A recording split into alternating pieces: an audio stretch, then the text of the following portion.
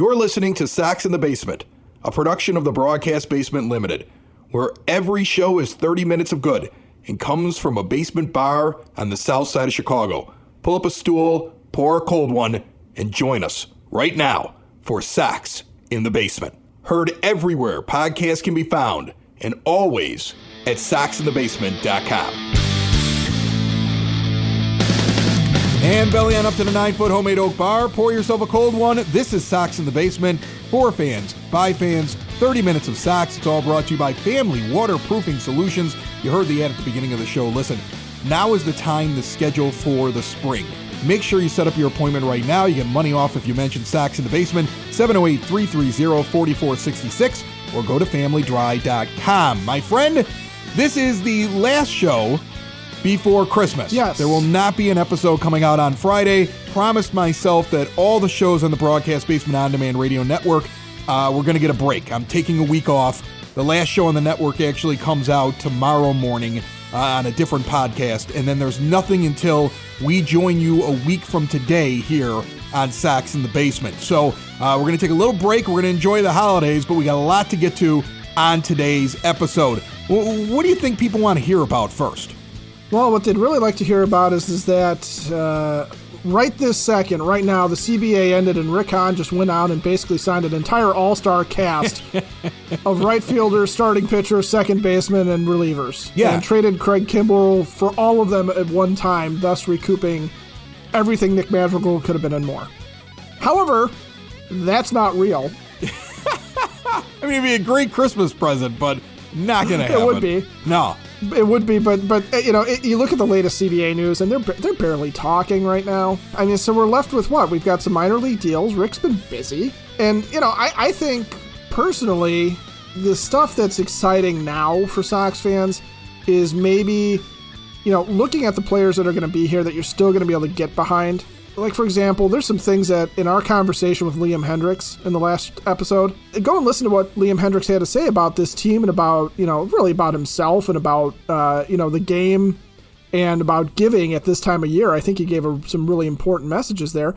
So I think stuff like that is kind of the fun thing, is sort of pouring into these guys a little bit more to the extent that you can and learning, learning kind of to love your team in a different kind of a way, not just getting excited about the stats, because that, you know, that's what we're left with in the offseason, right? Is figuring these guys out. Well, Liam Hendriks made me get excited about White Sox baseball during a lockout, because I was ready to run through a wall after listening to him talk about there's 162 practice games and then the real games start and it's World Series or bust, and going over guys that he thinks are going to have big turnarounds. I mean, he's partial to the bullpen. We heard him say that. He thinks Aaron Bummer had bad luck, and he's excited about what he's going to do. And he also is really high on Ryan Burr. And I was like, wow. And he's like I was like, I did not have Ryan Burr on my bingo card of guys that I was waiting to see take a next step next year. But Liam Hendriks thinks he's going to be a force coming out of the bullpen. So there were different things in that interview that I really enjoyed. I enjoyed listening to him talk a little bit about what it's like being on the mound in really intense games with crowds. And I kind of want to pull the curtain back just real quickly, because I know people are kind of curious. We've had a lot of people reach out and go, well, how did Liam Hendriks end up on Sox in the Basement? And I'm not going to give away everything about it, but I will tell you this. It was basically, we asked. We just kind of reached out and, we started the whole conversation, and we're like, hey, would you be interested in going for that $1,000 for the South Slider Society? And it was, yeah, that'd be really cool.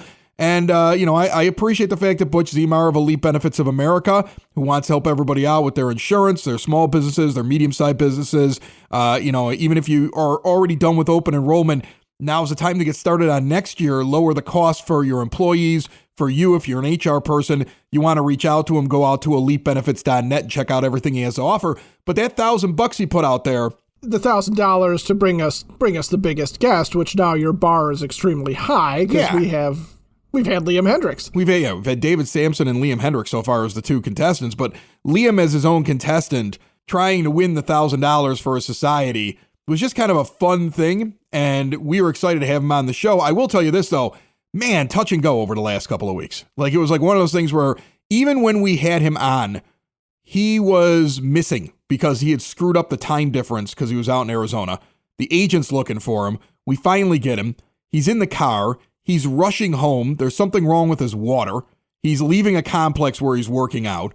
And so all we could do is that Bluetooth over the car. And let me tell you something, that was much harder to hear when we were interviewing him. There's an awful lot of post-production to make Hendriks as clear as we made him. And I know it wasn't the best phone call you've ever heard on this show. Like, it's like one of those things where you're kind of like, you might have to turn that up just a little bit. Plus, you got the fact that he's got the Aussie accent.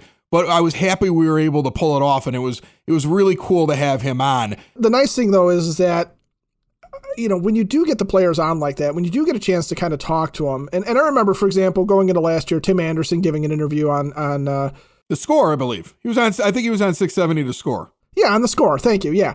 And they kind of got him to sit there and just, drop his guard a little bit and basically declare that the White Sox were the best team. And, when you hear that and you get a chance to get that personality, that's, I think, what, that's when players sort of endure with us. If you were to sit there and say, was Ozzie Guillen, for example, anybody's favorite player growing up, you'd probably find some folks who liked the way he played defense or, felt some connection to him as a baseball player.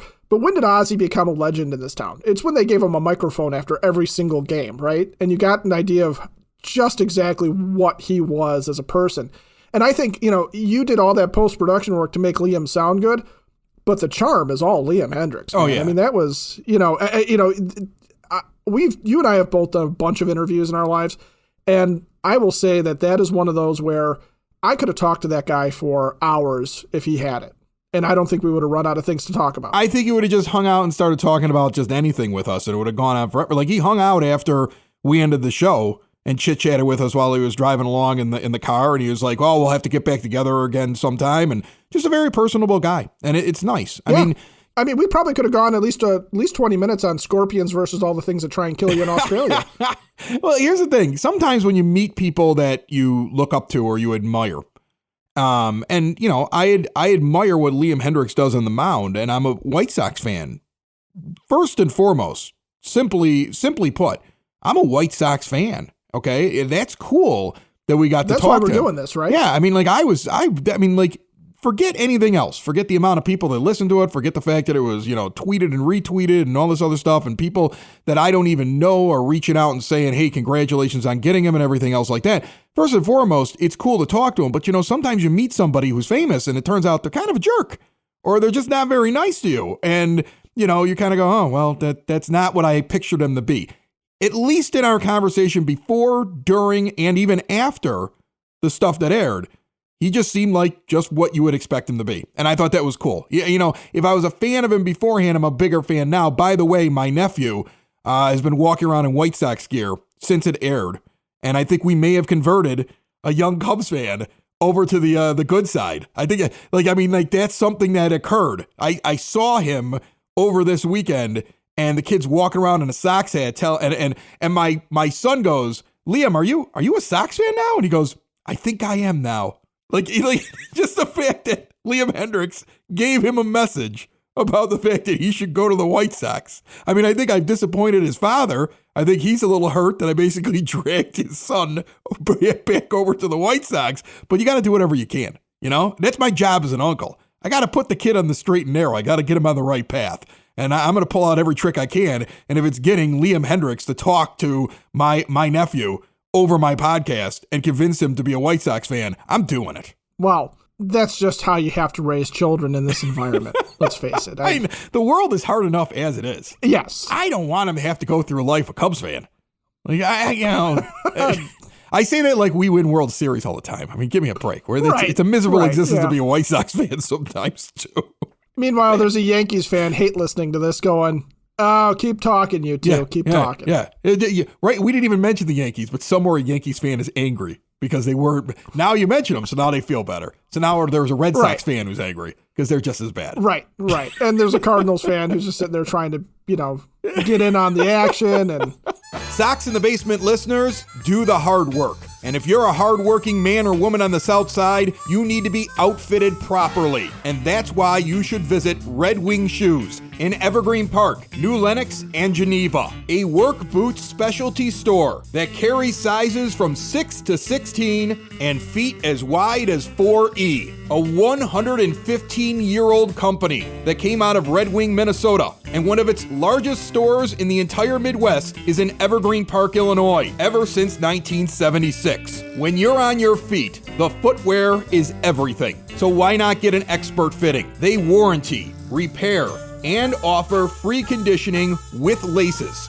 And they also carry Carhartt work clothing as well. Located at 3347 West 95th Street in Evergreen Park, Illinois, at 208 East Maple Street on Route 30 in New Lenox, or at 1749 South Randall Road in Geneva. Visit them today. You work hard. You've earned it. Red Wing Shoes. Joining me on the phone line right now from Sox On 35th. Remember, you can get Sox in the Basement now at Sox On 35th. In addition to everywhere podcasts can be found and always at soxinthebasement.com. I've been reading this guy's stuff. He goes by the handle on Sox On 35th of Millennial Sox. I know him as Adam Kaplan. How are you, Adam?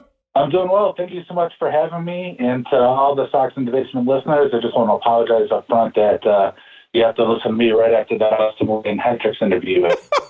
Don't worry about it. Don't worry. I mean, look, somebody had to follow Hendriks, and it just ended up being you. So there's absolutely no pressure at all for you to continue to entertain people at the exact same level as an Australian multi-time All-Star, 3-time Roberto Clemente Award winner, and the star closer for the White Sox can entertain them. So you're almost on the same level, right?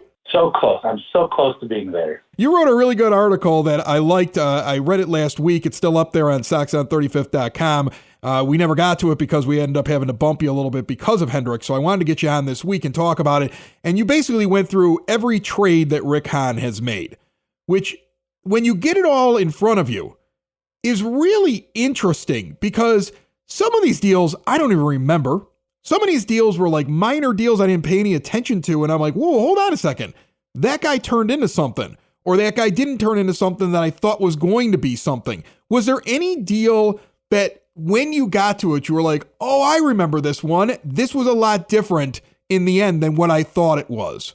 Rick Hahn ended up making a total of 59 trades. So many of those trades just end up being nothing. But like when I started this, I was like, oh yeah, I'm just going to touch on the major trades, not realizing he made so many trades. I worked on this article much longer than I wanted to, because he made just so many minor trades. But the one trade that was like, oh yeah, I totally forgot about that was the Jake Peavy trade, just because it happened so early in Rick Hahn's career as general manager of the White Sox. And also, when you look at the players he actually acquired at the time, like all those 3 out of those 4 players kind of turned into something. He traded away Peavy, who, as we all know, wasn't very good for the Sox during his tenure, but he got back Frankie Montas and J.B. Wendelken from the Red Sox, and he got back Avisel Garcia from the Tigers in that trade, because it was a 3-team trade. And when you look at that now, Frankie Montas is a pretty darn good pitcher for Oakland right now. Wendelken's a not bad reliever, and Avisel Garcia, I mean, say what you want about him, he's still an above-average right fielder, which the White Sox are desperately in need of right now. Well, you know, and the crazy thing about that deal is it brings you to the fact that Montas gets brought into the system, and then they end up dealing him away. And he'd be one of those guys right now, if you were able to get him off of the A's, you'd be encouraged. And it's a shame when you see some of these guys that came into the organization and were later traded away, or guys that were traded away, you're like, man, I wish I had that guy right now. Hindsight's 20/20. The Tatis deal, I always say, somebody should have known he was really good, but I can't put that all on the general manager based upon where he was in his development. Nobody had heard of him. But besides Tatis, and maybe even Montas, is there anybody else that you were like, wow, how did we end up letting this guy go? Because look what he turned into. You know, the one guy that I think kind of sticks out right now is Marcus Semien, a guy who obviously would have been great if we had signed him this offseason. When you look at that trade at that time, he was traded away, he was part of the deal for Jeff Samardzija. He wasn't a guy that really you thought would have been as a part of this White Sox team. You didn't think he was going to be. I don't think a lot of people really thought he was going to be as good as he turned into. And I think Rick Hahn especially was probably more than happy to throw Semien into that deal. He's like, you want this guy? Sure. And I kind of think part of it is that I really wonder if the White Sox had kept him, if he really would have turned out as good as he now is. I mean, we've kind of seen what the White Sox development system has been over the past couple of years, and I think he's a guy who Oakland very smartly was very, very patient with him and now turned into the superstar that he now seems to be. I mean, he did have a career year last year. Maybe he won't be that good all the time, but he's still, we would have gladly taken him at second base over what we're probably going to end up with right now. You know, one of the deals that I always forget about, because originally it was for a player to be named later, Alex Rios, and $1 million for the Rangers for a player to be named later who later turns out to be Larry Garcia. And it wasn't even like he asked for Garcia initially. Like, Garcia's on a list of players that he can choose from at a later date with Texas. And here's a guy that, like, yeah, he's not an everyday starter. I've said that before. I don't believe that Larry Garcia is an everyday starter, but he's a contributor on a team right now that has been to the postseason for the last 2 years and expects to go back for several years here in the future. And he's been just re-signed by the team. That, to me, is one of those deals where you sit there and say, that worked out perfectly. I don't think it could have gotten better for Rios at that time. Yeah, I mean, getting rid of Alex Rios' contract at the time to the Rangers, I mean, we had to send him $1 million, but I think he was due like 24 or 25. So getting rid of Alex Rios at the time was already a win. And I think you're right. Like, how often does players to be named later, like, turn into anything? It's almost like a throw-in. It's almost probably like a reliever. Sometimes, you know, going through this list, the player to be named later was just cash. It was just like, we don't even really want anybody. Just give us some cash. And I'm with you. I'm not the biggest Luis Garcia fan, but the fact that we were able to get him for a player that, like, we just wanted to get rid of his salary anyway, is a huge win. Unsurprisingly, it's super high in my list because the Game 3 home run alone is already it's dividends from getting rid of Alex Rios' contract. At the end of the article, you put 3 trades, basically.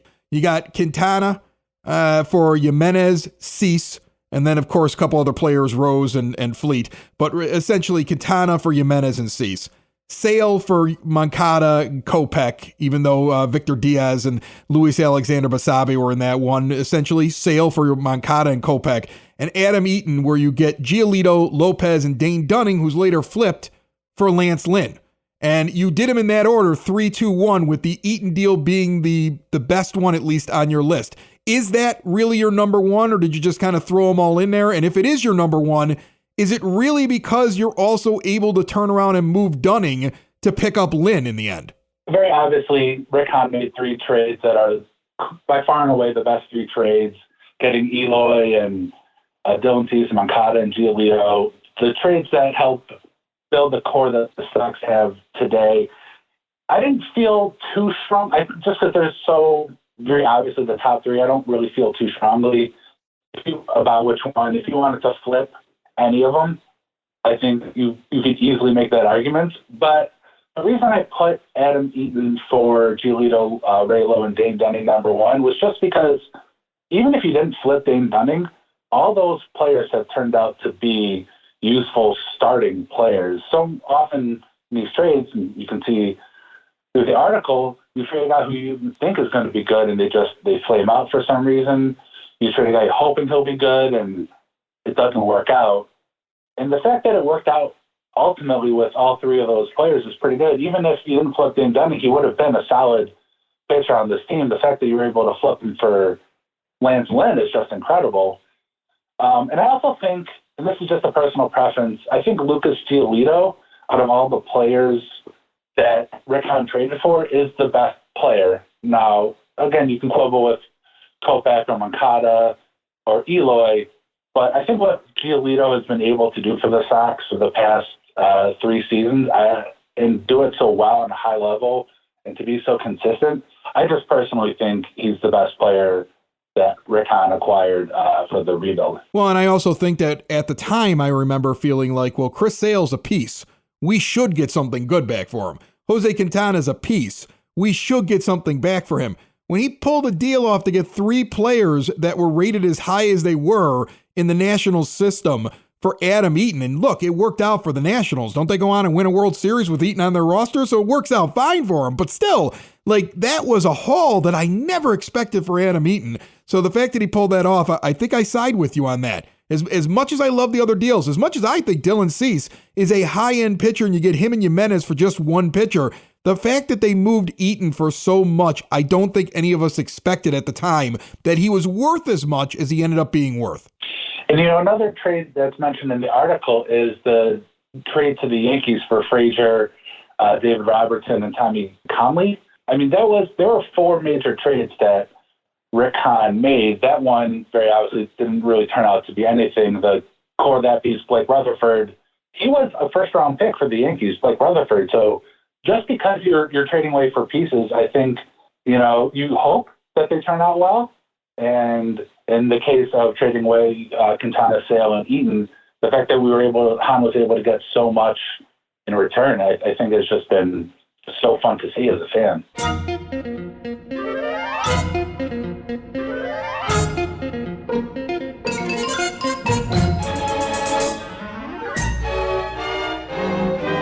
Ed, the Art of Food is at TT's Restaurant in Westchester. Brand new location. Their second one they've opened in the Chicagoland area. Thai, Vietnamese, and French cuisine. You can check out the entire menu online at their location or just stop on by and see them. It's a really nice little spot. 11055 Roosevelt Road in Westchester. They've got a beautiful bar inside. Everything's brand new. The food is spectacular. There's different portions depending on what you want to do. Like if there's food you want to try and you're like, well, I don't know. I mean, get a big portion of something. I've never had French food. There's appetizers. You can try stuff out. I feel that this is one of those places, like you want to impress somebody. You want to make somebody feel special. Bring them to TT's Fine Dining, located in Westchester. Once again, 11055 Roosevelt Road, and you can check out everything they have to offer at ttsrestaurant.com. It's not spelled the way it sounds. THITHI restaurant.com. So we mentioned before, Rick Hahn's been busy. He's been signing a bunch of minor league pitchers, basically, right? Getting these minor league deals done. Yeah. We had talked a little bit about one of the goals for the Sox in the offseason was to try and get around being so predictable with the pitchers' arsenals. And I'm a little concerned with the guys that they've picked up. Really? See, because with Graveman, remember, he pitched like 5 or 6 pitches, right? And he kind of like can move some things around, and he was throwing things that we weren't seeing everybody else throw in the postseason. I thought that was a step towards, trying to find more variety in what's being thrown up there. I agree with you. I think Graveman's a step in the right direction for that. Although I'm starting to get a little worried that they're going to try and take some of that away from him and narrow it down. But one of the things that we talked about coming out of the ALDS was fastball, slider, right? Yeah. And that was sort of the predictable pattern for everybody. Lance Lynn, sure, cutter, sinkers. But basically it was use something hard to set up a slider as a wipeout pitch. And when the Astros didn't bite on it, there were problems. And, I think you have a situation developing here where I'm wondering if, how Coop was show everybody how to throw a cutter, right? And that was the Sox calling card. It seemed like everybody for a while there, Don Cooper got a hold of him, taught him how to throw a cutter, and that ideally made him a better pitcher. It gave him a new wrinkle in their arsenal and fixed something.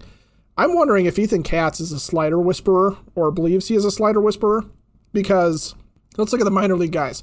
Well, here. Who have they signed since the lockout began? All the guys they've signed Rios and Finnegan we know the most about, because Mendoza and Robles are essentially international signings. I don't know if you know a lot about them, but Finnegan's had some time in the majors, and he's been a starter and a reliever, and we talked about this before. I was high on the possibilities with him, and Yaxel Rios, it has potential that is unrealized at this point. So is it all 4 of them you're talking about? Is it just the 2 guys we know? Well, the international guys, I think international guys come across a little bit differently too, though, because they sometimes come with their own different background, right? So most of the minor league signings, though, have been, so Finnegan is a guy who's bread and butter pitch, his out pitch is slider. And that's why he's a much better reliever than a starter. He just does not have a big arsenal.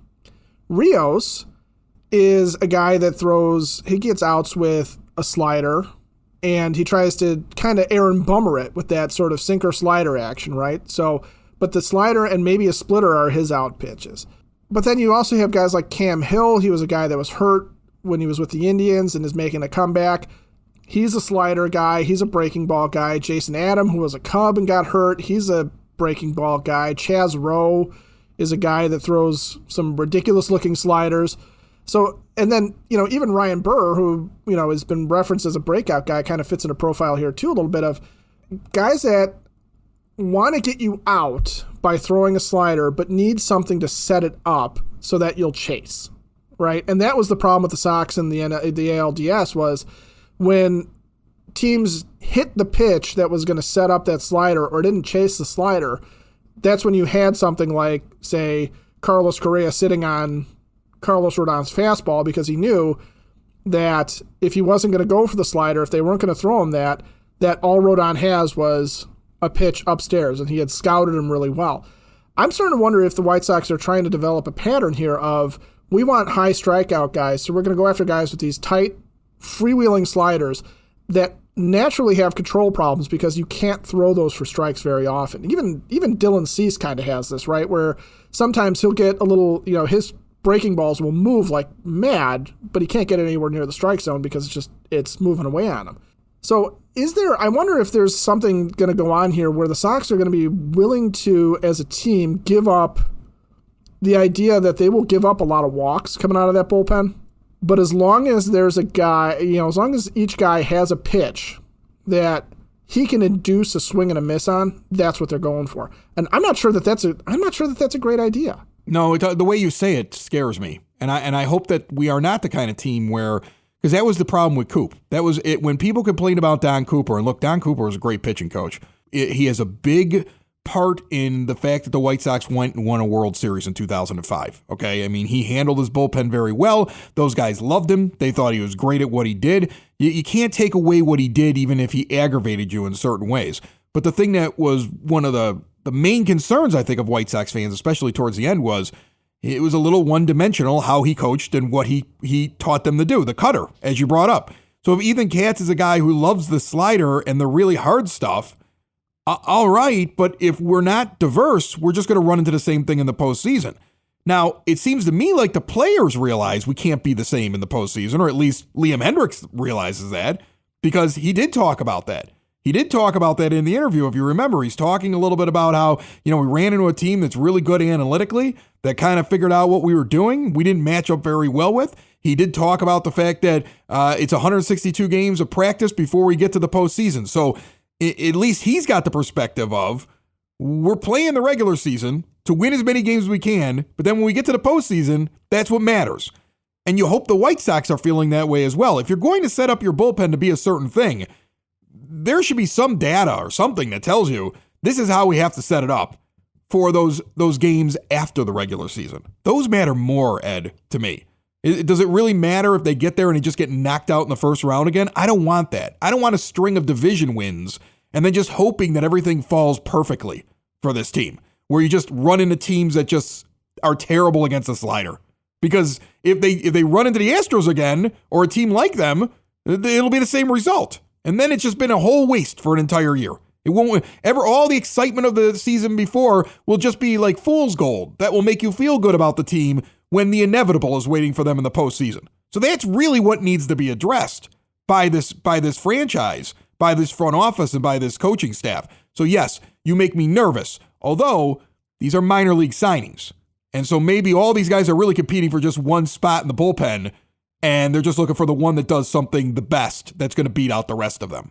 Yeah, well, and that's the thing, too, is that it might just be if they're looking for a certain profile of pitcher to fill in, then it's kind of like when Russell Crowe is confronted in Gladiator and asked what his name is by Commodus. What is your name? My name is Gladiator. Well, what are all these guys' names? My name is middle reliever. Hey, that might be what we're doing here. We just know we want a middle reliever that does that one thing, right? That does that fastball with the wipeout slider. We've got a bunch of guys that are this close to being really effective out of the bullpen being able to do that. And rather than going out and spending money on a guy in free agency who's figured it out, we figure we'll get one of these guys fixed, and that's a role in the bullpen. That would make sense to me. That is what calms me, because when you started this discussion, you scare me. You scare me when you do that stuff. Like, oh no, that's it. They're just all going to be the same pitcher coming out of the bullpen again, and we're going to get crushed in the postseason. And I don't want to hear that. Now is the time for holiday cheer. All right. Right now, I've got cookies being made upstairs. I can smell them. The wife makes enough cookies for an entire army. Yeah. I want to focus on that. I don't want to be worrying about White Sox postseason baseball next year with a one-dimensional bullpen. I mean, look, if we figured it out here on Sox in the Basement, you would hope that the White Sox figured it out, right? Right. That's, a healthy assumption to make. Now, I do have a question about your holiday cheer. Why do you keep the mistletoe on the back of your hood? What's supposed to be kissed? Sox in the basement. Sox in the basement. Sox in the basement. Sox in the Basement. Heard everywhere podcasts can be found, and always on soxinthebasement.com.